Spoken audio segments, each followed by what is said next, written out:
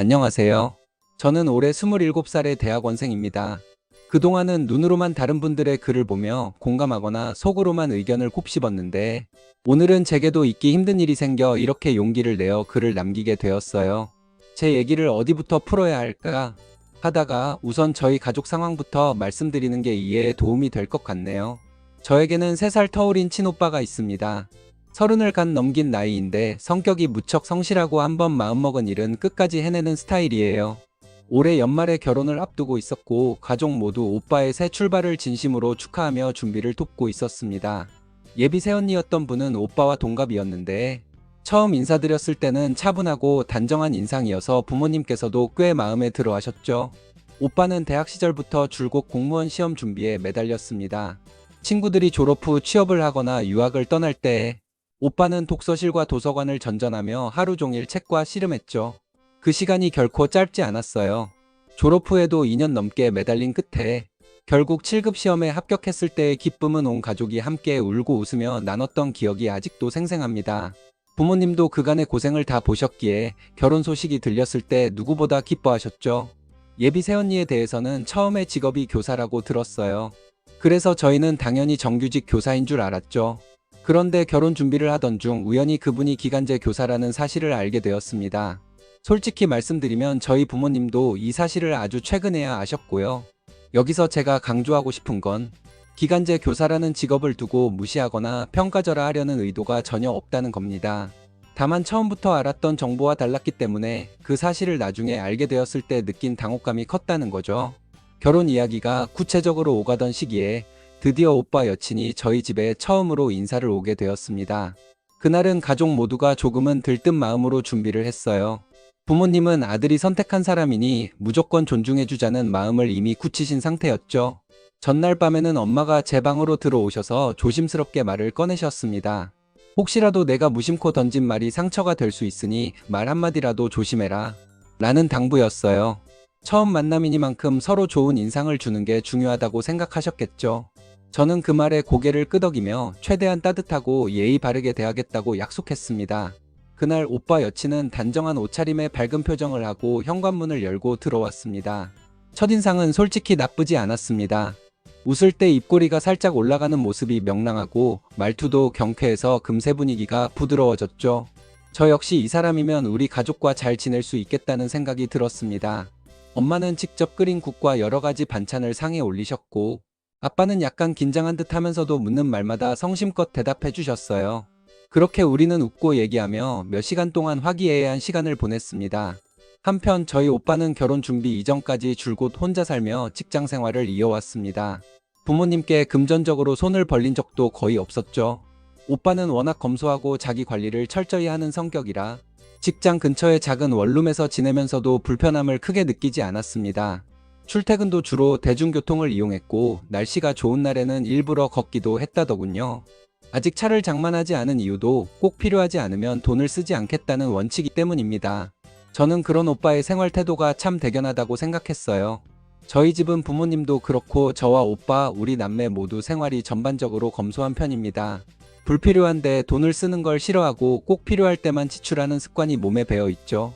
그래서 처음 오빠 여친이 집에 인사를 오던 날도 화려하거나 사치스러운 건 전혀 없이 그저 정성껏 준비한 집밥과 단정한 분위기로 맞이했어요. 그런데 나중에 오빠에게 들은 이야기가 조금 의아했습니다. 인사 자리를 마치고 돌아간 뒤 오빠 여친이 오빠에게 잘 몰랐는데 집이 꽤 사는 것 같다 라는 말을 했다는 겁니다. 그 말을 들었을 때 저는 솔직히 좀 뜨악하더군요.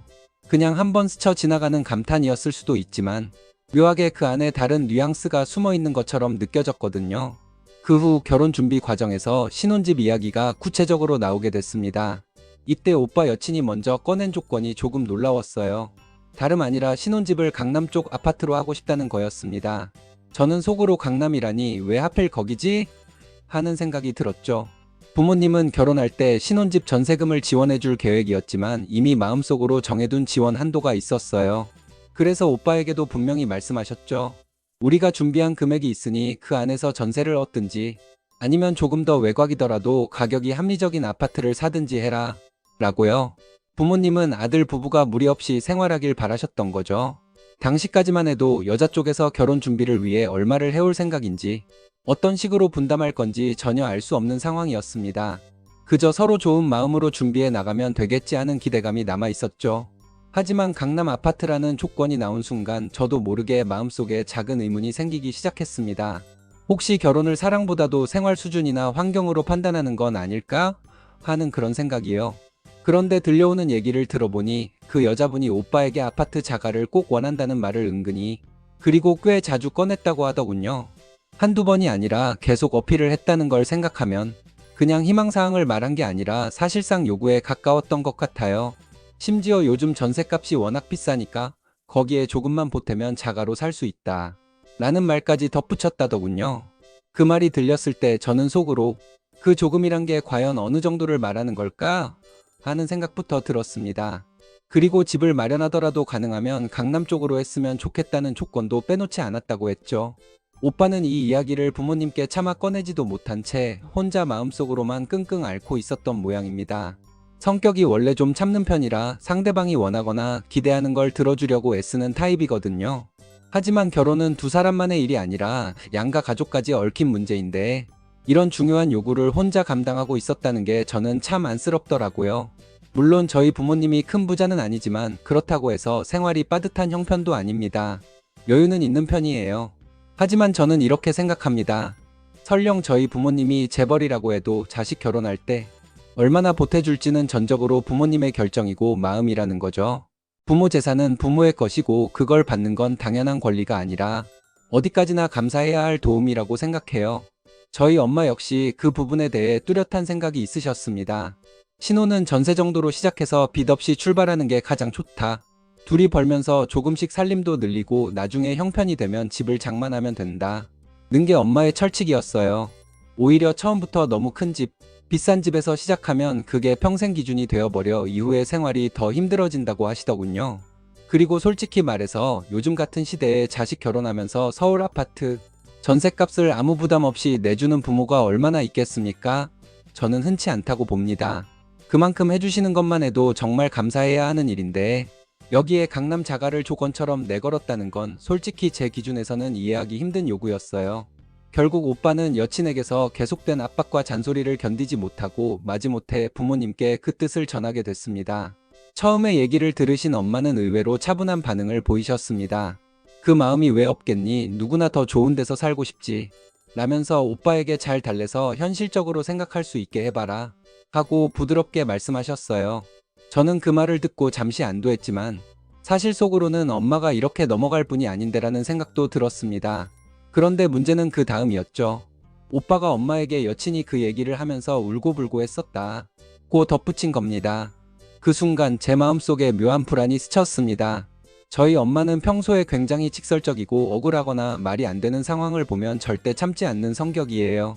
한번 감정이 폭발하면 불꽃처럼 치솟는 분이라 저는 혹시라도 엄마가 크게 화를 내시지 않을까 걱정이 됐습니다. 게다가 오빠는 여친 앞에서 단호하게 선을 긋기보다는 오히려 그 눈물과 감정적인 호소에 휘둘려서 아무 말도 제대로 못하고 계속 쩔쩔매고만 있었던 모양이더군요. 그 모습을 상상하니 속이 답답해졌습니다. 오빠가 여태까지는 매사에 차분하고 이성적인 줄 알았는데 막상 중요한 순간에는 이렇게 우유부단하다는 게 놀랍기도 했어요. 저도 언젠가는 대학원 졸업을 하고 취업을 하면 결혼을 하게 되겠죠. 그런데 저는 상상만 해도 알겠습니다. 만약 남자 쪽에서 서울 아파트 전셋값을 아무 조건 없이 해주겠다고 하면 그건 정말 고마워서 몇 번이고 감사 인사를 해야 할 일 아닐까요? 저는 분명히 그럴 겁니다. 그런데 오빠 여친은 그걸 당연하게 여기고 심지어 거기에 자가와 강남이라는 조건을 덧붙이는 걸 보니 솔직히 어이가 없고 화가 났습니다. 쓰다 보니 지금도 속에서 열이 훅 치밀어 오르네요. 도대체 무슨 배짱으로 그리고 무슨 생각으로 그런 요구를 당연하다고 생각하는 건지 저는 정말 이해가 되지 않습니다. 오빠가 결국 여친의 요구를 아빠에게 전하자 의외로 아빠는 그냥 오빠 여친이 원하는 대로 해주자 고 하셨습니다. 순간 저는 아빠가 왜 이렇게 쉽게 수긍하나 싶어 의아했어요. 하지만 곧 엄마가 단호하게 절대 안 된다 고 말씀하시더군요. 그 목소리에 힘이 실려 있어서 아빠도 바로 더 말은 안 하셨습니다. 사실 오빠의 마음도 저와 엄마의 뜻과 크게 다르지 않았어요. 오빠도 부모님이 이미 준비해 주신 것만으로도 충분히 고마운 상황이라는 걸 알고 있었거든요. 그런데도 그 와중에 오빠는 그래도 이왕 하는 거 조금만 더 지원해 주시면 정말 열심히 살게요. 라는 식으로 은근슬쩍 말을 덧붙이더군요. 저는 그 순간 이건 진심으로 열심히 살겠다는 의지가 아니라 그냥 여친의 압박을 조금이라도 줄여보려는 말이구나 하는 생각이 들었습니다. 솔직히 오빠도 그렇고 그 여자분도 그때는 정말 얄미웠습니다. 하지만 저는 제 감정을 드러내지 않았어요. 괜히 분위기를 더 험악하게 만들고 싶지 않았거든요. 그래서 속으로만 끓이고 겉으로는 그냥 듣는 둥 마는 둥 못 들은 척 넘어갔습니다. 그런데 이 일 이후로 부모님 사이에서도 미묘한 신경전이 오가기 시작했습니다. 엄마와 아빠가 티격태격하는 모습을 보면 그 전까지 따뜻했던 집안 공기가 서서히 차갑게 변하는 게 느껴졌습니다. 저는 집에 있는 게 괜히 불편해졌어요. 오빠가 여자한테 끌려다니는 바람에 가족 모두가 피곤해지는 꼴을 보니 차라리 오빠랑 말을 안 섞는 편하겠다는 생각마저 들었습니다. 그런데 2주 전쯤이었을까요? 하루는 오빠가 퇴근하고 집에 들어오더니 입술을 굳게 다문 채 제 앞에 앉더군요. 표정이 묘하게 결심한 사람 같았어요. 그리고 곧 믿기 힘든 말을 꺼냈습니다. 결혼 안 하기로 했다. 는 겁니다. 순간 귀를 의심했지만 오빠는 진지했습니다. 알고 보니 그동안 오빠가 여친을 계속 설득해왔더라고요. 우리 부모님이 이 정도 해주시는 것도 감사하게 생각해야 하는 거다. 요즘 같은 세상에 이 정도 지원을 해주는 집이 흔치 않다. 고 여러 번 말했답니다. 그런데 여친의 반응은 의외였죠. 오히려 내가 그 정도밖에 안 되는 사람이냐 며 자괴감에 빠졌다고 하더군요. 결국 오빠도 참다 못해 화를 냈답니다. 여친에게 그럼 너 나랑 결혼하는 거 혹시 돈이랑 직업 보고 하는 거 아니냐? 고 직설적으로 물었다고 했어요. 그 순간 여친은 울고불고 하면서 어떻게 자기한테 그런 말을 할 수 있냐고 자신을 의심하는 거냐고 목소리를 높였다네요. 오빠는 그 장면을 얘기하면서도 한숨을 길게 내쉬더군요. 그동안 참았던 감정들이 한꺼번에 터져 나온 것 같았습니다. 결국 오빠는 여친과의 대화를 정면 돌파하기로 마음먹었답니다. 더 이상 한쪽만 양보하고 한쪽만 요구받는 결혼 준비는 의미가 없다고 판단한 거죠. 그래서 차분히 그러나 단호하게 여친에게 제안을 했다고 해요. 좋아, 내가 그렇게 강남 쪽 아파트를 원한다면 사자. 대신 조건이 있다. 집값 살림살이 전부 다 반반 부담하자. 명의도 당연히 공동명의로 하고. 그 말을 들은 여친의 표정이 굳었다고 합니다. 하지만 오빠는 거기서 멈추지 않았어요. 그리고 전세로 하더라도 평수에 맞게 내가 원하는 혼수는 전부 채워야 하는 거 아니냐? 혼수는 당연히 내 몫이니까 가구며 가전이며 다 맞춰서 해와야 하는 거지. 예단비도 우리 엄마가 요구하는 대로 정확하게 해와야 한다. 고 못 박았답니다. 평소라면 웃으면서 넘겼을 법한 말들이지만 오빠의 목소리엔 단호함과 피로감이 섞여 있었다고 해요. 그 순간 여친은 완전히 폭발했다고 합니다. 내가 그 정도 가치밖에 안 돼? 지금 나를 물건 취급하는 거야? 라며 소리를 지르며 거의 오열을 했다고 하더군요. 오빠는 그 모습을 지켜보다가 한숨을 크게 내쉬며 이렇게 말했다고 합니다. 너는 왜 내 자신을 돈으로 같이 매기려고 하냐? 내가 지금 하는 말이 꼭 거래하듯 들려. 그럼 너 나한테 팔려오는 거냐? 만약 팔려오는 거라면 우리 집에서 너를 하녀처럼 대하고 집안일 전부 시켜도 되냐? 이 말이 끝나자 방 안 공기가 얼어붙었다고 해요. 그런데 오빠는 여기서도 물러서지 않고 덧붙였습니다. 좋아, 너도 결혼 조건을 얘기했으니 나도 얘기할게. 외제차 한 대 사줘. 그리고 내가 말한 조건 전부 수용하지 않으면 나도 결혼 안 하겠다. 그 말에 여친은 눈이 휘둥그레지더니 너 지금 나 무시하는 거야? 나를 뭘로 보고 이런 말을 하는 거야? 라며 목소리를 높였답니다. 결국 여친이 그럼 우리 그냥 헤어져 라고 말했고 오빠는 단호하게 그래 알겠다 라고 답했다고 합니다. 그 짧은 대답이 결혼 생활의 가능성을 완전히 닫아버린 순간이었죠. 이후 오빠는 집으로 돌아와 부모님 앞에 앉아 있었던 일을 처음부터 끝까지 차분하게 말씀드렸다고 합니다. 그리고 마지막에 이 한 문장을 덧붙였대요. 저 파혼하겠습니다. 이렇게 해서 결국 저희 오빠는 결혼을 접고 파혼을 선택했습니다. 말로만 듣던 결혼 전 신호등 같은 게 진짜 있구나 싶었어요. 그 후로 상황은 조금 더 드라마처럼 흘러갔습니다.